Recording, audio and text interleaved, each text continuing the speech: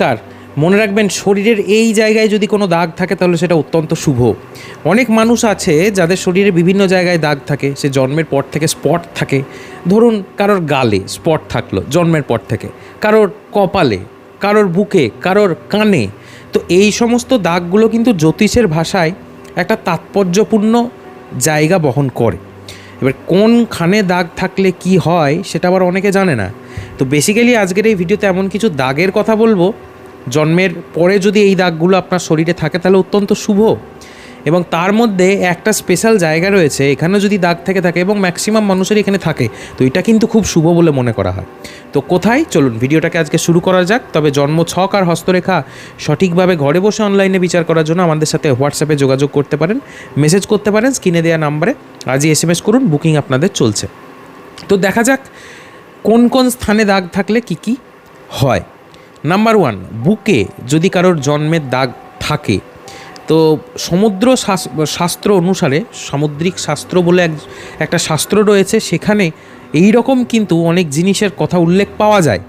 তো সামুদ্রিক বা সমুদ্র শাস্ত্র অনুযায়ী যে ব্যক্তির বুকে জন্ম দাগ থাকে, সেটা মহিলা হতে পারে, সেটা পুরুষ হতে পারে, তারা কিন্তু অত্যন্ত খোশ মেজাজি হয়ে থাকে। তাদের মন সবসময় খুশি থাকে, কথা বলতে তারা খুব ভালোবাসে, কঠিন থেকে কঠিন পরিস্থিতিতেও নিজের হাসি মুখে কিন্তু সবাইকে বার করে নিয়ে চলে আসবে বা নিজেও সকলকে মাতিয়ে রাখবে। এরকম একটা ক্যারেক্টারিস্টিক্স কিন্তু থেকে থাকে। পাশাপাশি এরা কাজের প্রতি অত্যন্ত সৎ থাকেন, সে মহিলা হন বা পুরুষ হন, তারা কাজের প্রতি খুবই সৎ থাকেন। নিজের প্রভাবশালী কথাবার্তার মাধ্যমে কিন্তু এই সমস্ত জাতকেরা খুব সুনাম অর্জন করে। এবং সবথেকে বড় কথা হচ্ছে, লেখালেখি এবং সঙ্গীতের ক্ষেত্রে এই সমস্ত জাতক জাতিকার দারুণ ডেপথ থাকে বা একটা ভালো ক্ষমতা থাকে। নেক্সট হচ্ছে, মুখে যদি জন্ম দাগ থাকে কারো, তাহলে কি হয়? তো শাস্ত্র বলছে, যে ব্যক্তির মুখে জন্ম দাগ থাকে তারা অত্যন্ত ভাগ্যবান হয়ে থাকে।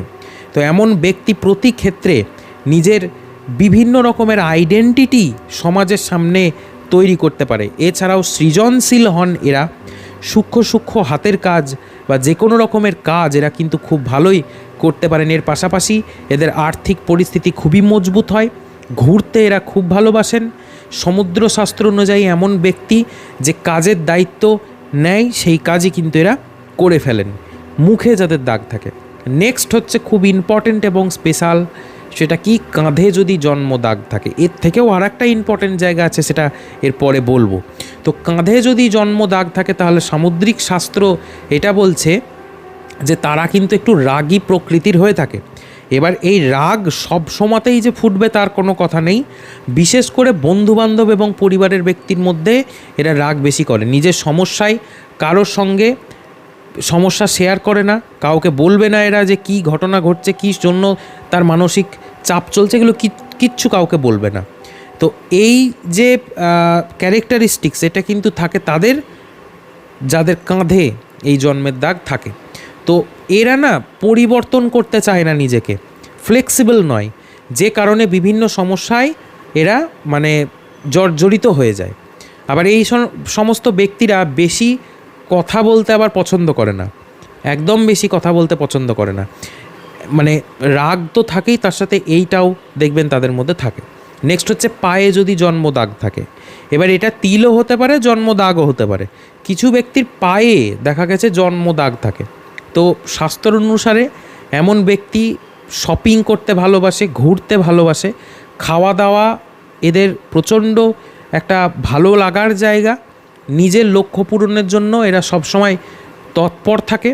এরা বেশি কথা বললেও সংযত থাকে এবং সবসময় ব্যবসা, মার্কেটিং, এই সমস্ত কাজ নিয়ে এরা ব্যস্ত থাকে। এইবার যেটা বলছিলাম, খুব ভালো, ইম্পর্ট্যান্ট, খুব পপুলার, খুব গুরুত্বপূর্ণ একটা জায়গা, সেটা হচ্ছে পিঠে যদি জন্ম দাগ থাকে।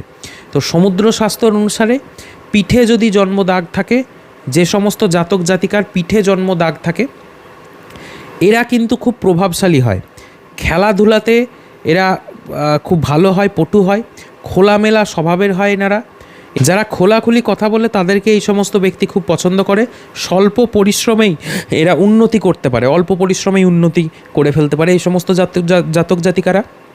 এদের দাম্পত্য জীবন কিন্তু খুব সুখকর হয়, সুখের কাটে।